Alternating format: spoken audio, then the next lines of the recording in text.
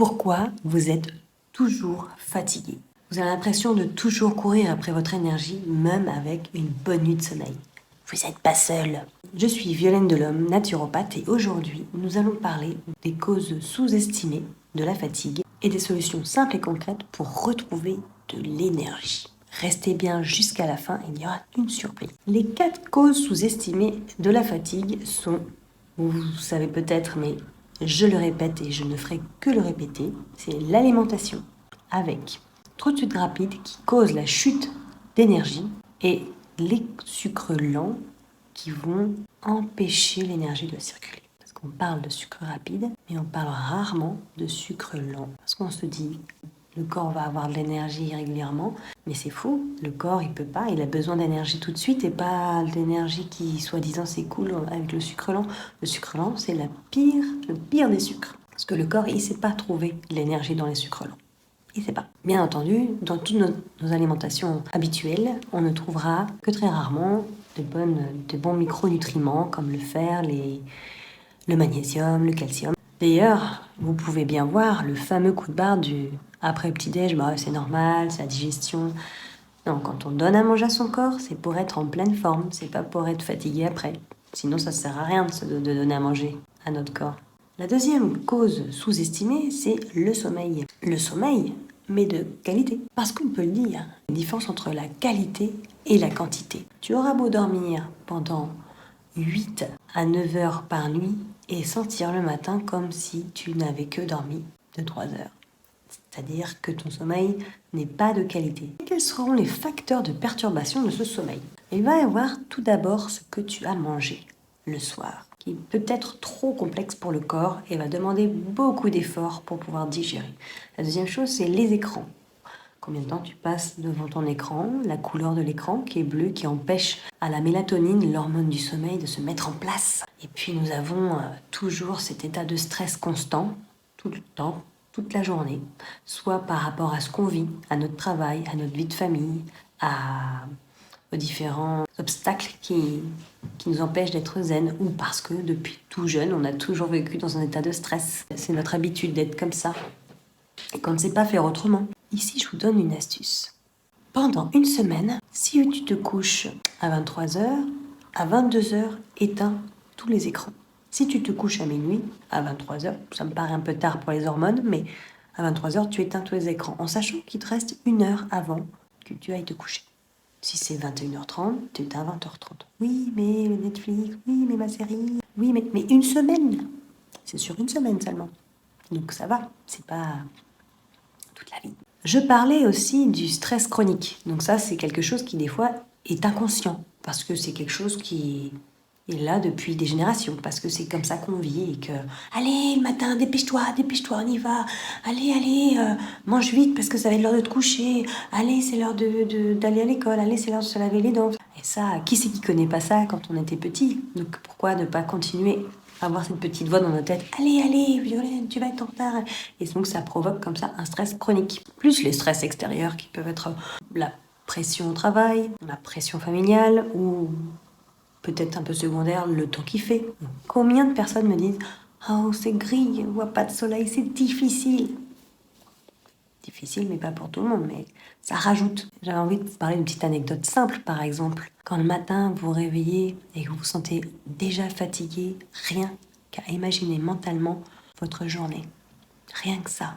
Déjà, psychologiquement, vous vous mettez en état de fatigue, avec un stress en disant « Waouh, la journée, elle va être difficile ». Donc si vous dites « la journée va être difficile », elle sera difficile. La 4e cause sous-estimée de la fatigue, c'est l'eau. On a tendance à parler d'hydratation, ce qui est complètement la folie, parce que c'est sûr, si tu bois pas d'eau, tu te déshydrates. Hein. C'est certain, on est fait d'eau, donc... Mais l'eau n'est pas là pour hydrater, elle est là pour empêcher la déshydratation. Et là, c'est là l'erreur que l'on fait. L'erreur de boire, sans savoir si on a assez bu ou pas assez bu. On ne peut pas vraiment le savoir. Oui, il faut boire 1,5 litre à 2 litres. Ah ouais? Mais si je vis dans un pays chaud, si je travaille dedans, si je travaille dehors, si je fais 1,80 m ou 1,50 m, ça sera toujours 1,5 litre d'eau, 2 litres? Qu'est-ce que fait l'eau? L'eau va passer dans les reins. Les reins vont filtrer. On va faire travailler les reins, travailler les reins. S'il n'y a pas assez d'eau, elles vont s'assécher comme dans le désert et elles vont commencer à accumuler les toxines et ça va faire une poubelle et ça va faire mal et ça va se développer des bactéries, d'accord? Donc, l'eau n'est pas là pour hydrater, d'accord? L'eau, elle est là pour empêcher la déshydratation. Par contre, suivant son alimentation, effectivement, on aura la sensation d'avoir soif. Fais l'expérience de boire un café, manger un bout de pizza après, tu vas avoir bien envie de boire. Mange ton pain fromage avec ton beurre ou sans ton beurre, je suis en Bretagne. Tu verras que tu auras soif. Tu auras soif. Mais c'est pas parce que tu n'as pas assez bu, c'est parce que tu as mangé trop salé ou trop sucré. Quand on mange une pâtisserie, on a envie de boire aussi. Donc l'eau, c'est pas pour hydrater, c'est pour empêcher la déshydratation. Ce qui fait que ça peut créer un stress s'il n'y a pas le bon contenu liquide dans notre corps. Dans notre corps et dans notre cerveau. Notre cerveau fait partie de notre corps, même si notre mental, pour moi, est quelque chose de... Voilà, nos plaisirs, nos petites voix, tout ça. Là, le cerveau, c'est mécanique. Le cerveau aussi, il est baigné dans de l'eau, dans un liquide, pardon. Le cerveau est baigné dans un liquide. Donc si on boit trop d'eau, il y a trop d'eau dans le cerveau. S'il n'y a pas assez d'eau, il n'y a pas assez d'eau dans le cerveau. Autant que dans le corps. Tout est en circulation constante. Une petite astuce, pendant une semaine, voire plus, tous les matins, même si tu le fais déjà, mais fais-le en conscience. Prends un grand verre d'eau et ferme les yeux et sens ce que ça fait à l'intérieur de toi. Vraiment, fais-le. Et mets-le en commentaire, c'est très important. Donc ça, c'est la deuxième astuce. Première astuce, pendant une semaine, éteins tes écrans 1 heure avant ton sommeil et mets en place des rituels apaisants si tu sens le besoin. Comme moi, par exemple, ce que je fais, c'est que j'ai toujours un livre et pour activer l'hormone d'endormissement, la mélatonine, je lis pas longtemps, parce que je sais que la fatigue va vite venir, mais avec une petite lampe frontale qui empêche d'être dans une lumière trop forte et qui me demande une concentration sur les lettres. Comme je baisse en concentration vu que le sommeil arrive, à ce moment-là, je sens que je m'endors et si je ferme les yeux et que je lis 2 fois la phrase, j'éteins tout et je m'endors. Et si j'arrive pas à me rendormir dans la nuit, pareil, j'allume pas les grandes lumières, je mets la petite lampe frontale. Ça, c'est mon astuce préférée. Une semaine. Et la deuxième, c'est de boire un grand verre d'eau, même si tu le fais déjà, mais ferme les yeux et sens que c'est pas pour t'hydrater, mais pour t'empêcher de te déshydrater. Alors, comment retrouver de l'énergie? Revenons à l'alimentation. L'alimentation, elle peut apporter une partie de l'énergie à ton corps. J'ai encore envie de te challenger. Je sais que ça va faire beaucoup, mais c'est vraiment pas grand-chose finalement, mis bout à bout. 1 heure d'écran en moins, avant son sommeil, le verre d'eau et l'alimentation. Je vais juste te proposer le matin, après le verre d'eau, que tu aies faim ou pas, que tu as envie d'un café, d'un thé ou autre chose, non, prends un petit snack vitaminé. C'est-à-dire que tu vas aller. Oui, mais on m'a dit qu'il fallait manger salé. Non, juste on fait un test. Il n'y a pas le il faut pas. C'est bien, c'est pas bien. Juste fais le test. Tu vas faire le test pendant une semaine de te régaler avec un snack de fruits. Donc 2 à 3 fruits, c'est le minimum, je pense. Et une poignée de noix, de noisettes, de noix de cajou, de noix du Brésil, d'amandes. Ce que tu veux. Une poignée. Pas une poignée de noix, une poignée de noisettes. Non, une poignée de ce que tu veux. Ou d'un mélange. Note combien de temps tu tiens avec une sorte de forte énergie. Ah ouais, mais alors je prends quand mon café? Attends 11 heures.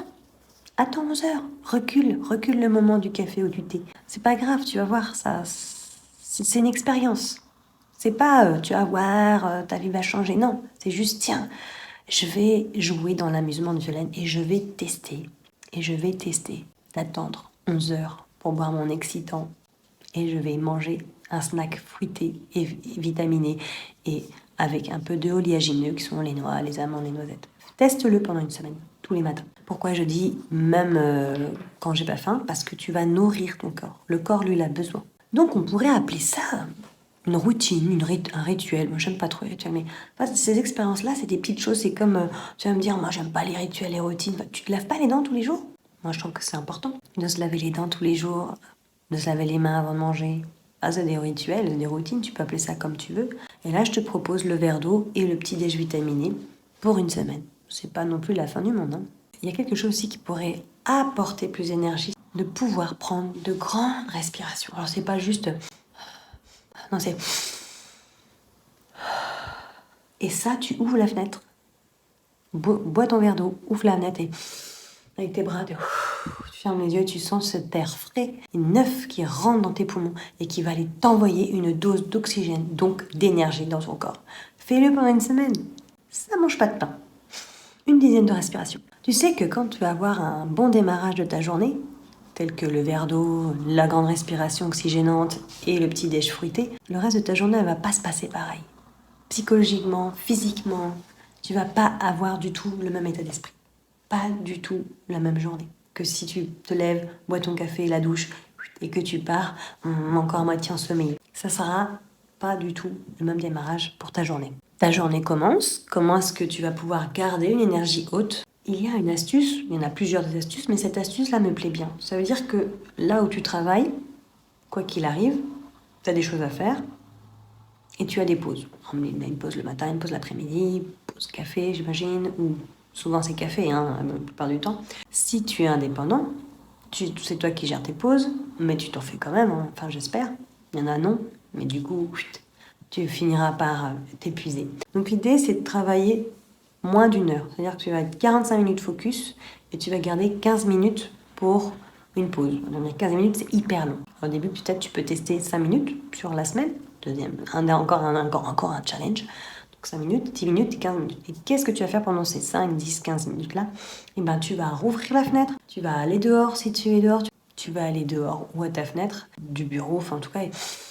Discrètement, tu vas aller, si t'es pas toute seule ou tout seul, tu vas aller respirer fortement. Tu vas aller boire un verre d'eau, tu vas t'étirer. C'est ce que je fais, je m'étire.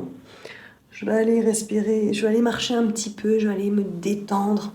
Ouais, bien sûr, 5 minutes déjà, c'est mieux que rien. Et c'est important de le faire au moins 2 fois dans la matinée, voire 3 fois, 2-3 fois dans l'après-midi. En gros, c'est ça. Ça peut se faire sans vraiment dire que tu prends une pause.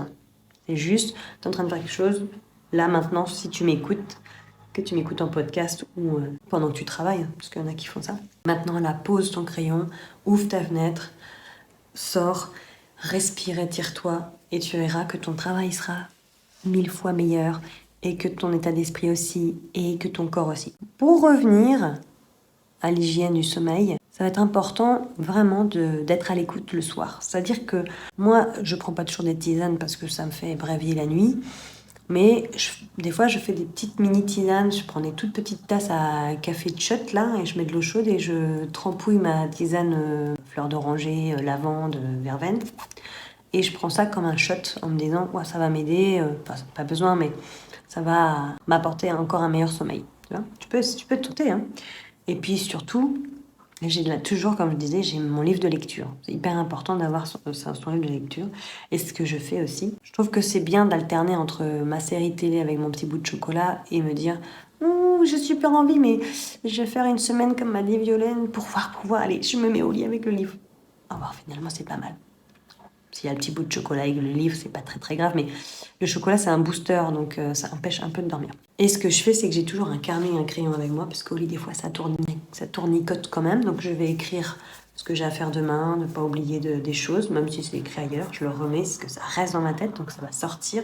Les choses que je passais dans ma journée qui m'ont fait kiffer, et puis là, je remercie vraiment à chaque fois ma journée qui était belle et que j'ai hâte au lendemain. Quelle journée merveilleuse je vais encore passer. C'est important. Ça permet vraiment de faire travailler le cerveau d'une autre manière. Le mental, il s'apaise plus facilement, il prend des marques. Alors tu vas me dire, c'est pendant une semaine de challenge que ça va marquer le coup, mais c'est déjà pas mal. Mets-toi une heure régulière d'éteignage, de soirée. Tu te dis, de toute façon, tous les soirs, quoi qu'il arrive, 22h, j'éteins la lumière, même si je suis pas fatiguée. Tu testes. C'est comme ça. C'est mécanique, il n'y a pas de pas chercher midi à 14h. Comme ça, tu sais que tu peux te préparer une heure avant, à 21h, et que si les jours où tu peux pas le faire, c'est pas grave. Mais au moins, tu te seras mis ça dans la tête. À 22h30, par exemple, quoi qu'il arrive, j'éteins. Moi, ce qui me fait déclencher mon départ de routine du soir, c'est que j'ai mis sur mon agenda dodo à 22h30. Et donc, une demi-heure avant, j'ai une notification. Une heure avant, et donc paf. Donc quand je vois mon cerveau, il voit dodo, donc il fait ah, et j'éteins tout. Moi je fonctionne comme ça, mais ça marche très bien. Donc pour résumer, avec un peu plus de vitamines le matin et en reculant les toxines du café et du thé de la journée, en faisant attention à l'eau qu'on boit, donc pas obligatoirement boire ou pas boire assez. Donc l'eau est importante, donc à vous de voir, ne pas trop boire, surtout pas pendant les repas pour pas noyer l'estomac dans sa digestion. Et puis du coup tes rituels du soir qui vont être régulières et apaisantes, tu vas pouvoir déjà retrouver la route d'un physique et d'un mental avec plus d'énergie, avec plus de force, avec plus de vitalité. Ça te permettra de sortir du cercle de la fatigue. Et j'aimerais vraiment que tu essaies une des astuces, un des challenges sur une semaine et que tu me le notes dans les commentaires en dessous. Et n'oublie pas de t'abonner. La semaine prochaine, on parlera des habitudes toxiques qui sabotent notre énergie. À très vite!